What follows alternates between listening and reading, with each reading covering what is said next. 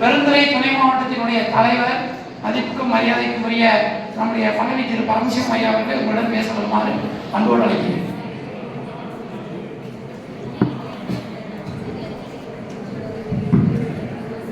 அனைவருக்கும் மதிய வணக்கம். எல்லாம் நல்லா சாப்பிட்டீங்களா? எல்லாம் சந்தோஷமா இருக்கிறீங்களா? சத்தத்தையே காணாம. சார் சொல்றாரு பள்ளியை விட்டு வெளியே வந்தாவே சந்தோஷமா தான் இருக்கிறாங்கன்னு. பரவாயில்ல, இன்னைக்கு சந்தோஷமா இருங்க. பொதுவா இன்னைக்கு காலையில் துவங்கி நிகழ்ச்சி நடந்துட்டு இருக்கு. இப்போ 2 முக்கிய இன்றைய கால கட்டாயத்தில் நாம் இருக்கின்ற சப்ஜெக்டை பேசிட்டு இருக்கிறோம். ஒன்று ஸ்ட்ரெஸ்ஸு, அதனால் வரக்கூடிய சூசைட். 2வது ட்ரக்ஸ். இந்த 2 2019ஆம் ஆண்டு ஈரோடு மாவட்ட காவல்துறை சார்பில் தமிழ்நாடு அரசு அங்கு ஒரு திட்டம் தீட்டி காவலர்களெல்லாம் வந்து தற்கொலை பண்ணிக்கிறாங்க, அதை தடுக்கிறதுக்கான ஒரு விழிப்புணர்வு நடத்தணும்னு சொல்லி ஒரு டிஎஸ்பி தலைமையில் ஒரு இன்ஸ்பெக்டர், எஸ்ஐ, என்னை போல சிவிலியன்ஸ் ஒரு 4-5 பேர் மாவட்டத்துக்கு இது மாதிரி வந்து பெங்களூரில் நிமன்ஸ் இன்ஸ்டியூட் உங்களுக்கு தெரியும் நினைக்கிறேன். அங்கே 1 வார காலம் எங்களுக்கு பயிற்சி கொடுத்தாங்க. அந்த பயிற்சி எடுத்துட்டு வந்து இங்கே மாவட்டத்தில் இருக்கிற காவல்துறைகள் ஒவ்வொரு வாரமும் வெள்ளி, சனி, ஞாயிறு 3 நாட்கள் நாங்கள் வகுப்பு நடத்துவோம். அதில் 40 பேர் கலந்துக்குவாங்க. முதல் 2 நாள் வந்து காவலர்களுக்கு, ஞாயிற்றுக்கிழமை வந்து அவங்க குடும்பத்தார், மனைவி, குழந்தைகள் எல்லாத்துக்கும் வச்சு நாங்கள் கொடுப்போம். மன அழுத்தம், ஸ்ட்ரெஸ் அப்படின்னா என்ன, எதனால் ஏற்படுகிறது என்பதையெல்லாம் வந்து அவங்களுக்கு விளக்கமாக சொன்னோம். அதை போக்குறதுக்கு என்ன படிக்கணும்னு நாங்கள் சொல்லிக் கொடுத்தோம். அந்த அடிப்படையிலே சில கருத்துக்களை அது சம்பந்தமாக அவங்களோட பகிர்ந்து கொள்ள நான் விரும்புகிறேன். மன அழுத்தம் இல்லாதவங்க யாரு சொல்ல பார்க்கலாம்? கைது. மன அழுத்தம் இல்லாதவர்கள் இருக்கிறாங்க, ஆனால் யாருன்னு சொல்ல பார்க்கலாம்? கைதட்டுங்க. மனநிலை பாதிக்கப்பட்டவர்கள். இன்னொருத்தர் குழந்தைகள். ஏன்னா அவங்களுக்கு எதுவுமே தெரியாது, எதை பத்தியுமே அவங்க கவலைப்படுறது இல்லை, இல்லையா? ஆனா நாம என்ன பண்ணிட்டு இருக்கிறோம்? சின்ன சின்ன விஷயங்களே கொண்டு போய் இங்க ஸ்டோர் பண்றோம். இது கெப்பாசிட்டிக்கு மேல தாங்க மாட்டேங்குது. அடிப்படை நாம் செய்யக்கூடிய தவறே அதுதான். நமக்கு எத்தனை அறிவு இருக்குங்க? உண்மையா அறிவிக்கா? நம்ம யாரையும் பார்த்து பொறாமப்படல, கோவப்படல, யாருக்கு சண்டை போட்டதில் இது வரைக்கும் அப்படி யாராச்சும் உண்டா? அதுதான் அந்த பகுத்தறிவுங்கிறது அந்த 6வது அறிவு. அதை நாம முழுசா சிந்திச்சு செயல்பட்டாவே பல்வேறு பிரச்சனைகள் நம்மளுக்கு வராது. சரி, உங்களுக்கு கேட்கிறேன், யார் எந்த பிரச்சனையும் இல்லாம நானும் என் குடும்பத்திலும் மகிழ்ச்சியா இருக்குன்னு சொல்லிட்டு பார்க்கலாம்? கைதட்டுங்க. ரவி வீட்டுல போய் கேட்டது இல்லையா? நிச்சயமா யாருமே இருக்க முடியாது. நிச்சயமா எல்லாத்துக்கும் ஒரு பக்கம் பண பிரச்சனை இருக்கலாம், ஒரு பக்கம் வந்து உடல் ரீதியா நோய்கள் பிரச்சனையா இருக்கலாம், குழந்தைகளால பிரச்சனையா இருக்கலாம், சொந்த பக்கத்தினால பிரச்சனையா இருக்கலாம், நண்பர்களால பிரச்சனையா இருக்கலாம். ஆனா பிரச்சனைகள் இல்லாதவங்க யாருமே கிடையாது, நான் உட்பட சொல்றேன். ஆனா எனக்கு நான் இந்த வாழ்க்கையை 2000 மடங்கு அதிகம் நினைச்சுட்டு வாழ்ந்துட்டு இருக்கிறேன். எனக்கு பல பிரச்சனைகள் இருக்குது, ஆனா அதையெல்லாம் கடந்து இந்த வாழ்க்கையை நமக்கு 2000 மடங்கு அதிகம் நினைச்சிட்டு இருக்கிறேன். ஏன்னா நான் 91வது இடத்துல இருக்கிறேன், எனக்கு கீழே 90 பேர் இருக்கிறாங்க, எனக்கு மேல 9 பேர் இருக்கிறாங்க. இப்ப நாம என்ன பண்றோம்? அந்த 9 பேருக்காக வாழ்ந்துட்டு இருக்கிறோம். நம்ம கீழே 90 பார்க்கல, பெரும்பான்மை 90, மேல மைனாரிட்டி 9. நாம 9க்காகத்தான் நம்ம ஆடம்பரமா வாழ்றது, வீடு அப்படி கட்டணும், கல்யாணம் இப்படி பண்ணணும், அவங்களோட சிறப்பா பண்ணணுங்கிற அந்த தாட்டெல்லாம் நம்மளை வந்து தாக்கிறப்பதான் நாம என்ன ஆயிடுது? ஸ்ட்ரெஸ் ஆயிடுது. புரிஞ்சுங்களா? இந்த வாழ்க்கையை மனநிறைவோட இருந்து பாருங்க. இந்த வாழ்க்கை போதும், இதுவே எனக்கு சந்தோஷம் அப்படின்னு நினைச்சோம்னாவே போதும், வேற எதுவுமே தேவையில்லை. அதை மட்டும் இல்லாம நான் மத்தைக்காக வாழக்கூடாது, எனக்காகத்தான் வாழணும். நாம அப்பெல்லாம் மத்தைக்காக தான் வாழ்ந்துட்டு இருக்கிறோம். ஒரு ட்ரெஸ் பண்றதாகட்டும், வீடு கட்டுறதாகட்டும், கல்யாணம் பண்றதாகட்டும். ஒருத்தர் 10 லட்சத்துல பண்றோம், நம்ம 20 லட்சத்துல அதோட ஆரம்பமா பண்ணணும்னு நினைக்கிறோம். பத்திரிக்கை ஒருத்தர் 50 ரூபாய் அடிச்சா நம்ம 100 ரூபாய் அடிக்கணும்னு நினைக்கிறோம். நிச்சயமா அதெல்லாம் தான் நம்மளுக்கு வந்து பல்வேறு பிரச்சனைகள் கொண்டாந்து விடுறது. நம்ம தகுதி மீறி செய்யணும். என் தகுதி எனக்கு என்னன்னு தெரியும், அந்த தகுதியை மீறி நம்ம செஞ்சோம்னா நம்ம மாட்டிக்குவோம். என்னுடைய பொருளாதார நிலைமை எனக்கு 1000 ரூபாய் வருமானம்னா, அதான் சொல்றாங்க, சேமிப்பு போலதான் நம்ம வந்து செலவு கொண்டுக்கிறாங்க. ஆனா நாம 1000 ரூபாய்க்கு 1500 ரூபாயா பட்ஜெட் போட்டு வச்சுக்கிறோம். அந்த 500 ரூபாய் இல்லாதப்ப வந்து உங்களுக்கு கடன் வாங்க வேண்டிய சூழல் வருது, அதுக்கு வட்டி கட்ட வேண்டிய சூழல் வருது, அதை திரும்ப வட்டி கட்டுறதுக்கு பணம் இல்லாம இன்னொருத்துக்கு வாங்கணும். இப்படியே பல குடும்பங்கள் சூசைட் தற்கொலை பண்ணிக்கிறாங்க. செய்தித்தாள படிச்சிருப்பீங்க, கடன் தொல்லையால இருக்கிற குடும்பம்லாம். இதுல அடிப்படையில் இந்த 6வது அறிவை சிந்திக்காதா? இந்த 6வது அறிவை நம்ம முழுமையா பயன்படுத்தினாவே தற்கொலை முடிவே வராது. அது குறிப்பா நீங்க என்ன பண்ணணும்னா தனிமை மட்டும் ஆகாதுங்க. ஒரு மனிதனுக்கு நல்ல நண்பர்கள் நல்லா புரிஞ்சுக்க, மனவிட்டு நம்ம கருத்துக்களை பகிர்ந்து கொள்ளக்கூடிய நல்ல நண்பர்கள் 4-5 பேரை வச்சுக்கணும். நமக்கு ஏதாச்சும் ஒரு பிரச்சனையா இருந்ததுன்னா அவங்க கலந்துக்கலாம். அது நம்ம இங்க இருந்து இறங்கிக்கிற மாதிரி நம்ம இந்திய டம்ப் பண்றப்போ வந்து அது ஓவர்லோட் ஆகிட்டா வேற முடிவு வருது. அதனால தயவு செய்து நல்ல நண்பர்களோடு கருத்துக்களை பகிர்ந்து, அதுக்காக தான் சொல்றது வீட்டு விட்டு வெளியே போறதோ இது போறதோ, அதுக்காக வீட்டுக்குள்ளேயே அடைஞ்சு கிடைக்க கூடாது. ஏற்கனவே பேசினாங்க, குழந்தைகள்லாம் இப்போ நாம படிச்ச காலத்துல ஃப்ரெண்ட்ஸ் வீட்டுக்கெல்லாம் போக மாட்டோம். லீவ் விட்டா அம்மா வீட்டுக்கு தான் போவோம், நம்ம வாட்டி விளையாட்டோம். அப்ப இருந்த மகிழ்ச்சி இப்ப கிடையாது. ஆனா இன்றைய காலத்துல மகிழ்ச்சி இதுதான் மகிழ்ச்சி நினைக்கிறோம் இல்லையா? இது இந்த சமுதாய சீர்கேட்டுக்கு யார் மூல காரணம்? யார் மூல காரணம்? சொல்றோம் காலம் மாறி போச்சுக்கிறோம், சொன்னா கேட்கறீங்கிறோம். யார் அடிப்படையில் யார் காரணம்? பெற்றோர்களாகி நாமதான் முதல் குற்றவாளி. என்னை பொறுத்தவரை சமுதாயமோ மற்றவைகளோ வகுப்பறையோ அதெல்லாம் செகண்டரி தான். முதல் குற்றவாளியாக பெற்றோர்களாகிய நாம் தான். சரி, எத்தனை பேரு குழந்தை கேட்டு சமையல் பண்றீங்க? கண்ணே உனக்கு காலையில என்ன டிஃபன் வேணும்னு பெரும்பான்மை இருக்கு. அதே தப்புதான். நாமெல்லாம் அப்படியே வளர்ந்தா வீட்டுல என்ன செய்யறாங்களோ அதுதான் எல்லாருக்கும் பொதுவானது.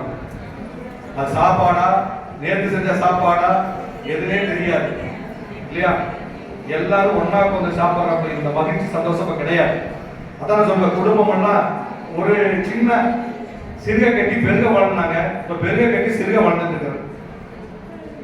ஒருத்தரை பார்த்து கோடிக்கணக்கில் வீடு கட்டுறாங்க, அங்க இருக்கிறது ஒரே ஜீவன் 2 ஜீவன் தான் இருக்கிறாங்க.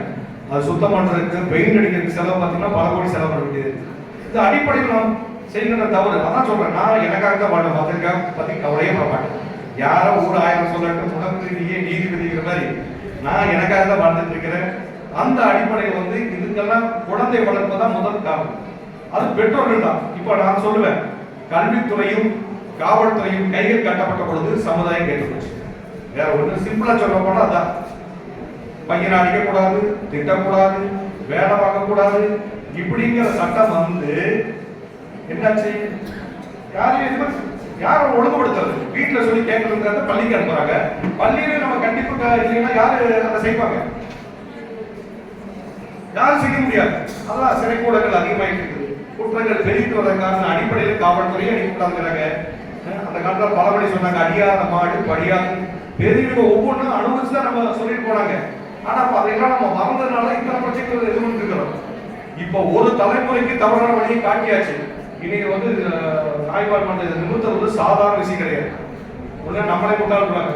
உங்களுக்கு நீங்க லூசா கேட்பாங்க நம்ம குழந்தைங்க. அது அந்த காலம் அப்படிம்பாங்க. நாம என்னமோ ஒண்ணுமில்லாத காலத்துல அப்பெல்லாம் ஒரு குடும்பத்துல 5 குழந்தை 8 குழந்தைய வச்சுட்டு கஷ்டமே இல்லாம ஜாலியா வளர்ந்துருந்தாங்க. இப்போ ஒன்னே ஒண்ணு கண்ணைகள் வச்சு 20 வயசு வரைக்கும் அவங்க பேச்ச கேட்டுட்டு 20 வயசுக்கு மேல நம்ம பேச்ச கேளுனா நடக்குமா? இது நான் தான் சொல்றேன், ஆரம்ப கல்வி ஒரு மனிதனுக்கு ஆரம்ப கல்வி தான் மிகவும் முக்கியமானது. 10 வயது. ஏன்னா குழந்தை பிறந்து தெளிந்த நீரோடைய இருக்கிற மன அது எந்த கள்ள கவனம் கிடையாது, போட்டி பொறாம கிடையாது, உயர்ந்தவன் தாழ்ந்தவன் ஜாதி மதம் எதுவுமே கிடையாது பிறந்த குழந்தைக்கு. அப்ப வந்து நல்லதை நம்ம விதைக்கணும். அதான் ஆரம்ப கல்வி. நாங்களாம் படிக்கிறப்போ பெருசா சப்ஜெக்டே கிடையாது. 3KG-ஆவது LKG-ஆவது UKG-ஆவது ஃபர்ஸ்ட் ஸ்டாண்டர்டு நான் கவர்மெண்ட் ஸ்கூல் தான் படித்தேன். செருப்பு கிடையாது, நல்ல ட்ரெஸ் கிடையாது, பை வடப்பை காக்கி பையில தான் 2 புக்கை போட்டுட்டு போயிட்டு இருந்தோம். ஆமாங்க, அப்பெல்லாம் 5 வயது முடிஞ்சு 6 வயதுக்கு தான் நம்ம பள்ளிக்க அது காது தொடச்சுவாங்க. பின்னாடி இதெல்லாம் காது எப்படின்னா தான் ஸ்கூல்லயே சேர்த்துக்குவாங்க, பிசிக்கலையும் பார்த்துக்கிறாங்க. அதனால இப்படி இருந்த சமுதாயம் நல்லா இருந்தது.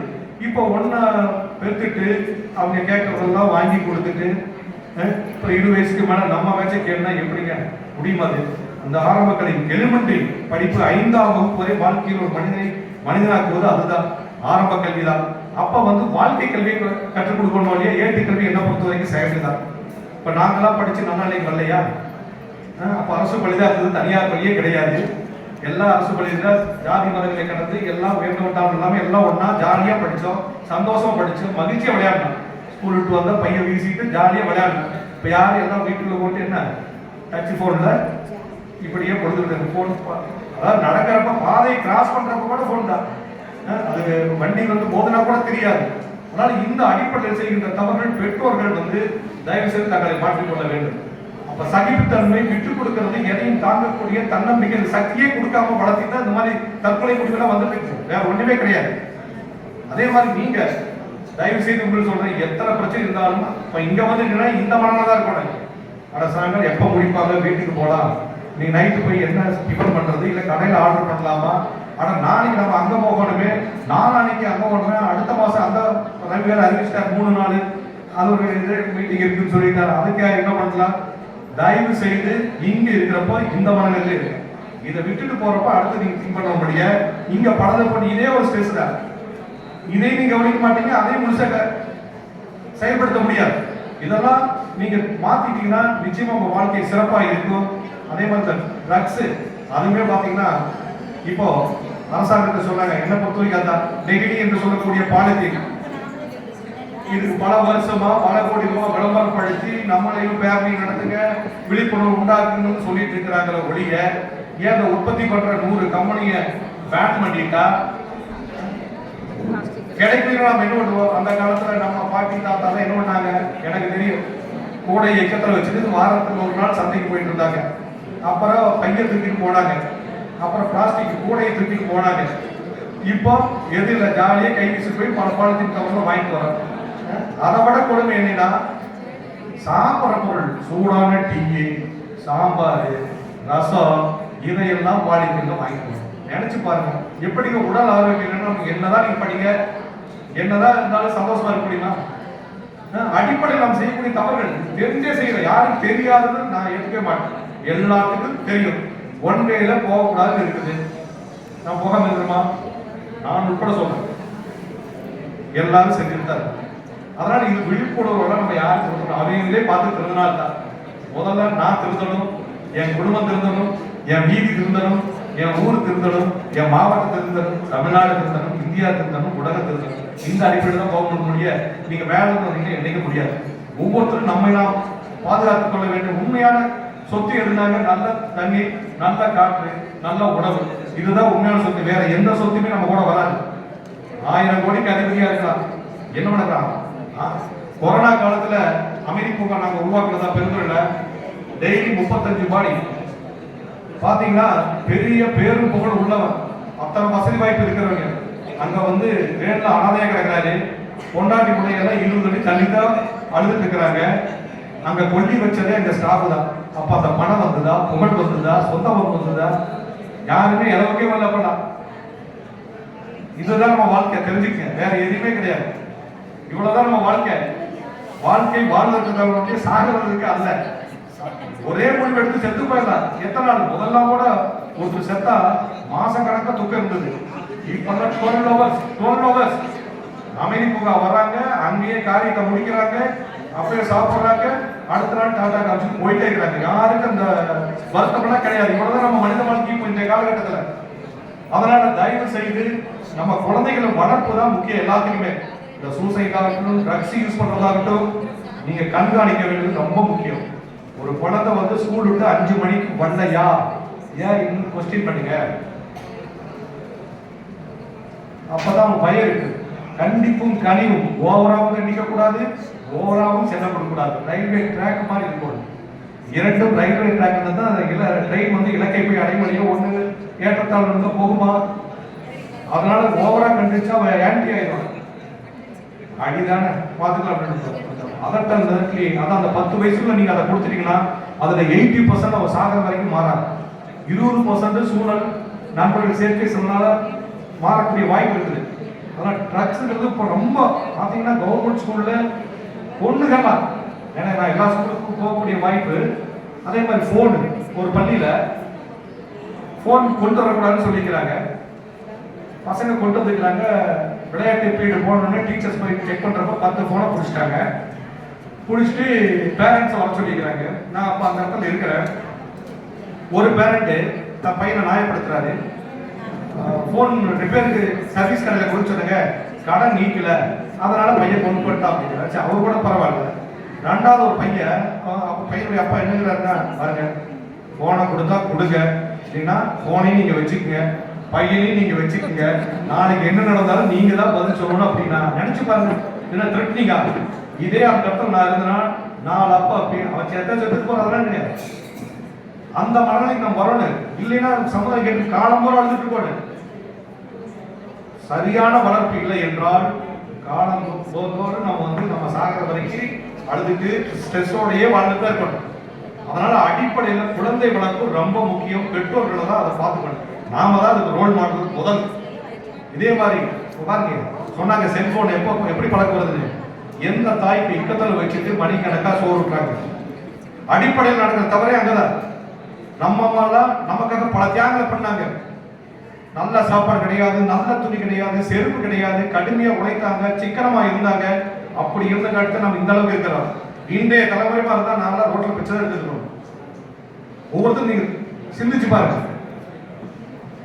அப்படி நம்ம வளர்ப்புங்கிறது நம்ம கையில் தான் இருக்குது. அவன் நல்லா இருக்கணும் தான் சொல்றேன், கெட்டு போகணும்னு சொல்றான். அப்பா சில அழுவது தப்பே இல்லை, கண்கள் சுத்தமா இருக்கும். சிரிக்கிறது எப்படி உடலுக்கு நல்லதோ அழுவதும் நல்லதுதான்.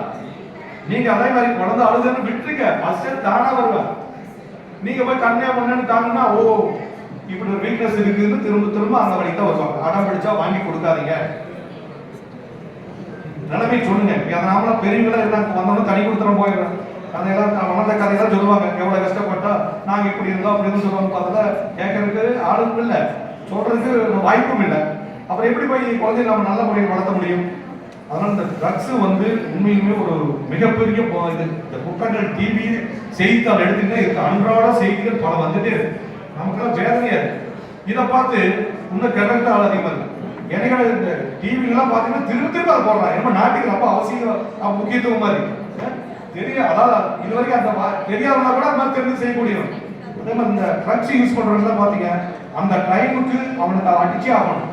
அடிக்கலினா அவன் எதை வேணா செய்வான். அதனால அப்பாவையும் கொள்ளுவான், தாத்தா பாட்டியும் கொள்ளுவான். பணத்துக்காக அந்த நேரத்தில் அவன் அடிச்சே ஆகணும். ஏன்னா இந்த மனநிலையெல்லாம் நான் நிறைய பேர்த்த பார்த்துருக்கேன். அதனால தயவு செய்து வளர்ப்புங்கிறது இதுதான். ரெண்டாவது படிப்பு, சம்பளம், வேலை இதெல்லாம் ரெண்டாவதாங்க. ஒரு தனி மனிதன் அவன் எல்லாத்தையும் சகிச்சுட்டு வாழக்கூடியது கற்றுக் கொடுத்தவன் எங்க போனாலும் சர்வே ஆயிடுவான். இல்லைன்னா சிரமம் தான். எவ்வளவு படிச்சவங்க அதிகமா சூசைட் படிக்கிறாங்க. பாமரலாம் கூட கிடையாது. படித்த என்ஜினியர், டாக்டர் இவங்க எல்லாமே தகவல் படிக்கிறாங்க. அதனால இந்த மாதிரி எல்லாம் கருத்துக்களை நீங்க டீச்சர்ஸ் சொல்றேன். குழந்தைகிட்ட கண்டிப்பும் கனிவும் தட்டி கொடுத்து வரணும். தட்டி கொடுத்து வாங்க. கொஞ்சம் அதற்கு நான் தான் சொன்னா அவன் அதுக்கு தான் பண்ணணும். அதான் பெற்றோர்கிட்ட நீங்க எல்லாம் முதல்ல ஒப்புதல் வாங்கிக்கணும். இல்லைன்னா உங்களுக்கு சிக்கலாயிடும். நான் அதான் எல்லா பிடிஎம் மீட்டிங்ல அதான் சொல்லுவேன். அவங்க ரிட்டரா அப்படியே எழுதி வாங்கிக்கங்க. இது மாதிரி இந்த பையனை நாங்கள் ஒழுங்குபடுத்துமா இல்லை விட்டுட்டுமான்னு கேளுங்க. இல்லை ஒழுங்குபடுத்துனா இது மாதிரி கொஞ்சம் கண்டிஷன் பண்ணுவோம். அப்போ நீங்கள் எந்த சூழ்நிலை வரக்கூடாதுன்னு எழுதி வாங்கிக்கங்க. ஏன்னா நாளைக்கு அது நம்மளுக்கு பாதுகாப்பாக இருக்கு. அதனால தயவு செய்து நீங்கள் ஒரு டீச்சர் முறையில் நம்ம குடும்பத்தை முதல்ல நான் சொன்னதில் பாருங்க. சாப்பாடு இது மாதிரி அதே மாதிரி உங்களுக்கு நான் சொல்றேன். எத்தனை பேர் சாப்பிட்றப்போ டிவி அல்லது மொபைல் பார்க்காம சாப்பிட்றவங்க கை தூக்கி பார்க்குறாங்க. ரொம்ப சொப்பதாக இருக்கு. தயவு செய்து இந்த மாதிரி அந்த பழக்கம் பண்ண வேண்டாம். சாப்பிட்றப்ப சாப்பாட்டுல மட்டும்தான் கவனம் இருக்கணும்.